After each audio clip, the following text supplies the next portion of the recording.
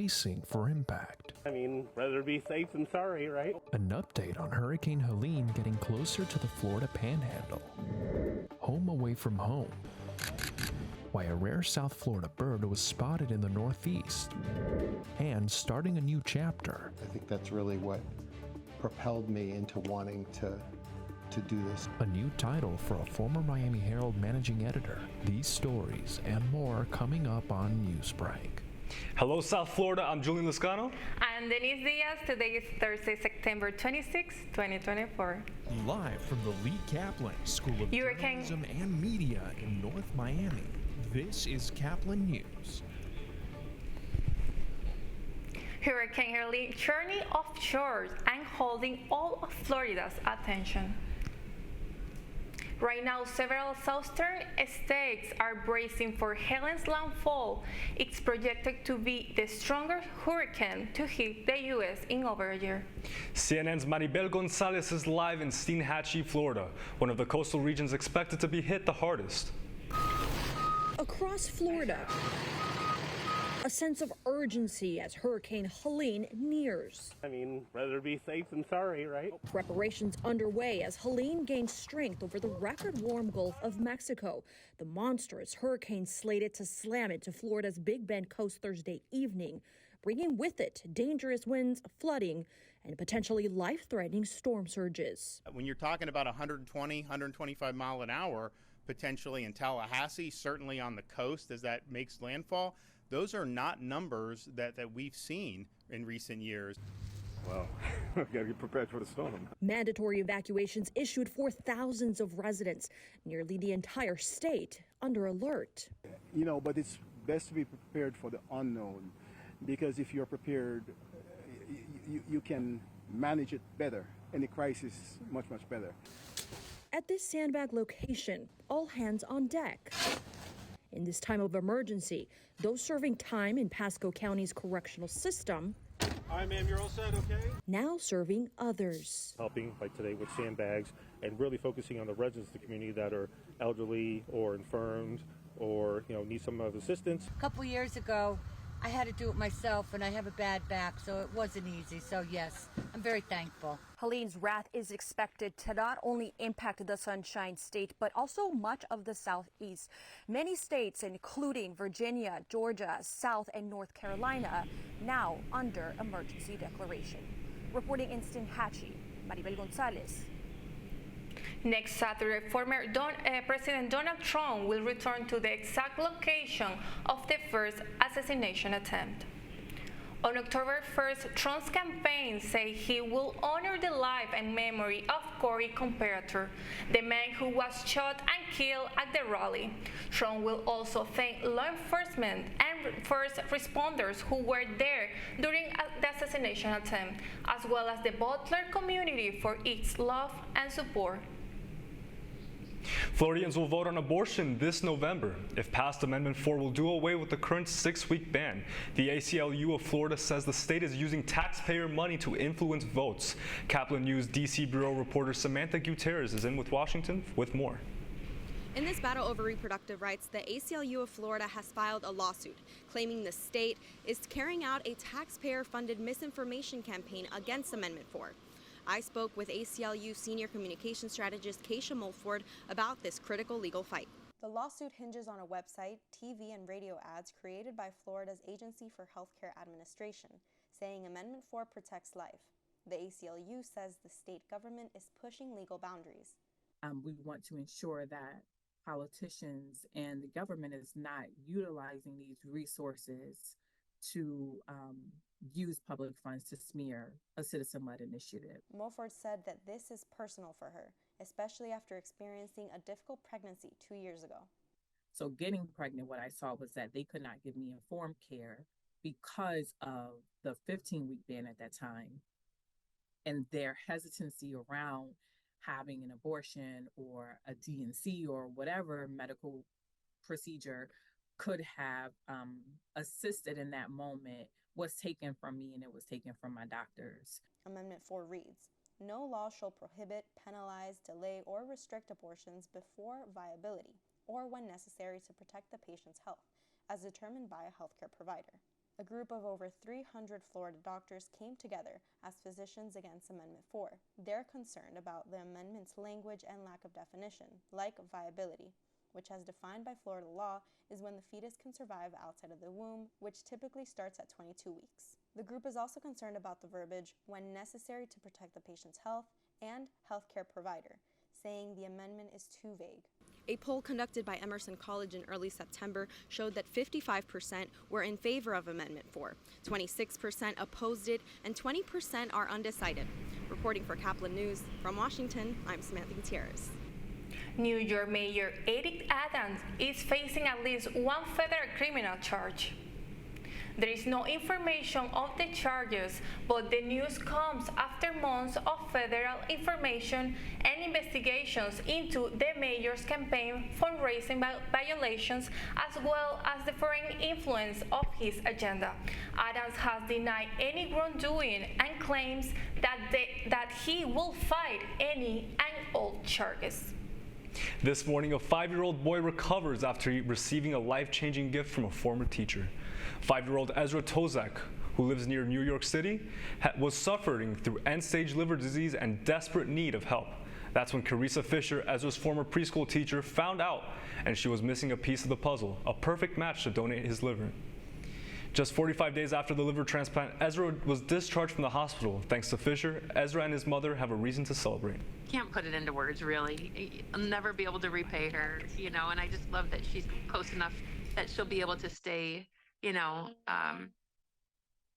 lives and really watch him grow.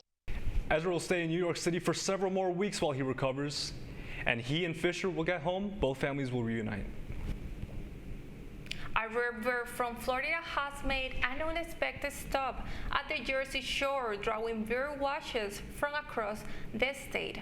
Reporter Jim Morthrow from News 12 New Jersey spoke to experts about what his fall is doing so far from home.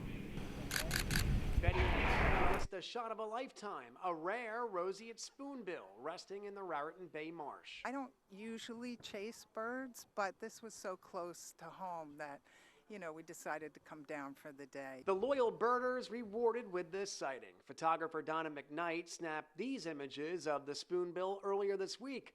It's the first known sighting in this neighborhood. Up until about 1938, the population was very low, about 20 nesting pairs in Florida. Now there's over 1,000. So there's more birds moving. There's more birds there, and more populations can shift. Grant says juvenile spoonbills often wander far from the nest, in this case 1,200 miles north of its native South Florida territory. When you start to see so many birds, the cool stuff, like the vagrants that show up, the interesting species that show up, that's the fun part. Seeing the random rarity, that's very enjoyable for a birder. Probably safer to be up here than in Florida right now anyway. Right. With the weather forecast, yeah. Experts say if the bird appears healthy and can gather food, it's in no danger and should not be approached or trapped, but admired for its pink and white beauty from a safe distance. Josh says eventually, when the autumn cold fronts start to sweep across New Jersey, the rare bird in these parts will eventually find its way down south, back where it belongs. We are in northern Monmouth County. Jim Murdoch, News 12, New Jersey. The annual rankings for the best colleges in the United States are out, and our very own university shined bright. For the first time, U.S. News and World Report ranked FIU in the top 50 best public colleges in the country. We clocked in at 46. It's FIU's highest ever placement on the list, and as for the best public university, the University of California, Los Angeles is number 1. The University of Florida hit number 7. Coming up, the Marlins hit a new milestone, but not a good one. That's still ahead, and so is the story. I was already interested in the news and reporting, but that's really what propelled me into wanting to do this. After the break, learn more about a seasoned journalist and his second act. Newsbreak will be back in 2 minutes.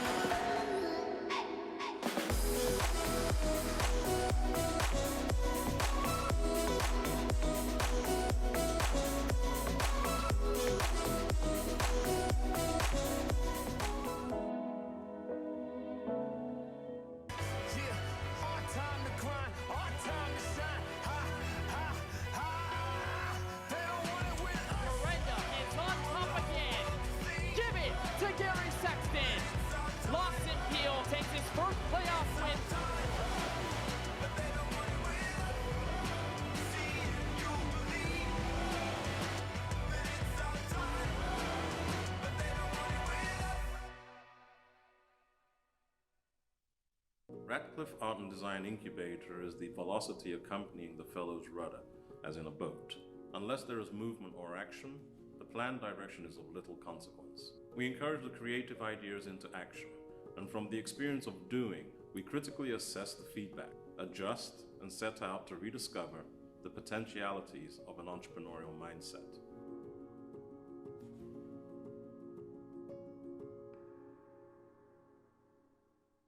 Stem is precise, no margin for error. Dare to forget that. Dare to have fun with it. Get weird with it. Dare to send those old STEM theories flying past the neighbor's house into outer space. Dare to program something internet-breaking, record-breaking. Dare to blow their minds. Dare to learn the difference between sedimentary and metamorphic rock. Go find those rocks. Dare to keep daring. Dare to STEM. Check out She Can STEM to get started.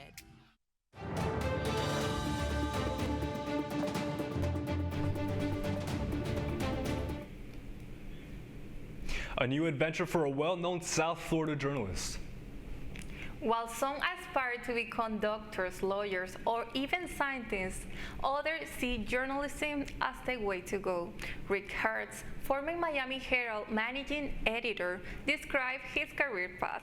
Caplin's Hannah Spence brings more details about this inspiring life journey. Hello, I'm about to interview veteran journalist Rick Hirsch, who, after working as a reporter, editor, recruiter, and professor, is about to embark on a new journey. Journalism is a profession where everyone has a story, and I'm going to talk to him about what inspired him to enter into this profession. The Vietnam War was raging. It was very controversial.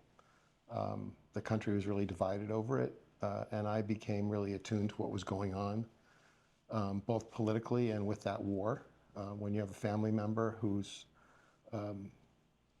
in danger, it really gets your attention. Rick's passion grew when he was a teenager and the Watergate scandal happened. It was the work of investigative journalists that prompted President Nixon to resign in disgrace, and Hirsch remembers thinking those reporters were heroes and he aspired to be like them. I was already interested in the news and reporting, but I think that's really what propelled me into wanting to do this. After serving as managing editor of the Miami Herald and being a professor at Florida International University on and off for a number of years, Hirsch will be the director of the Collier Prize for State Government Accountability, a prestigious competition with a noble cause.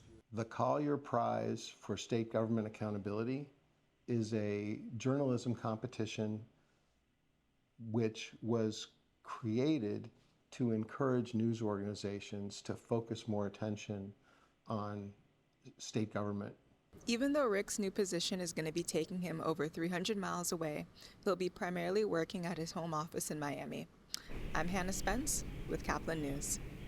The Miami Marlins were unable to reel in a win for the second game of their series against the Minnesota Twins. The Fish started off strong, scoring 3 runs in the first inning. Unfortunately, that's all they did for the rest of the game as the Twins caught up and outscored the Marlins by 5. This marks the Marlins' 100th loss of the season. The final score was Marlins 3, Minnesota 8.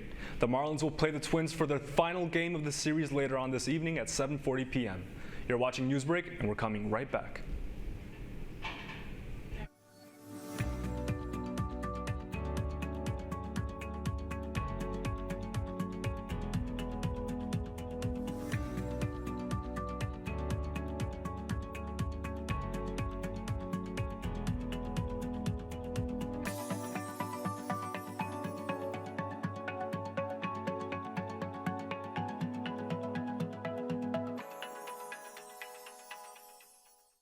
See us dream.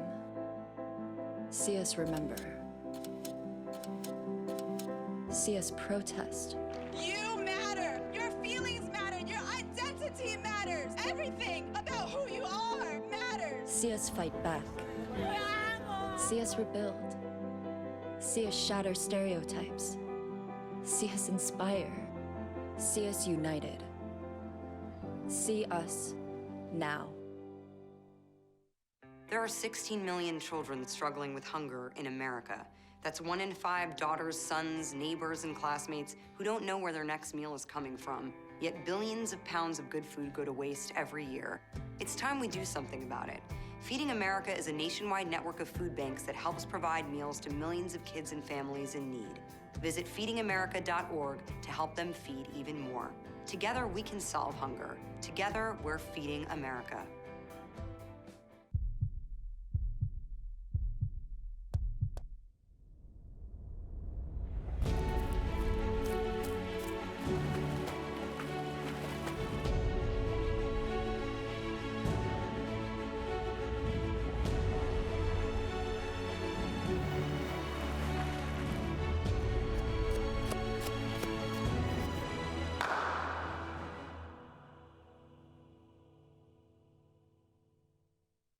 That's all the time we have for Newsbreak. I am Denise Diaz. And I'm Julian Lascano. Get more news anytime at caplinnews.fiu.edu.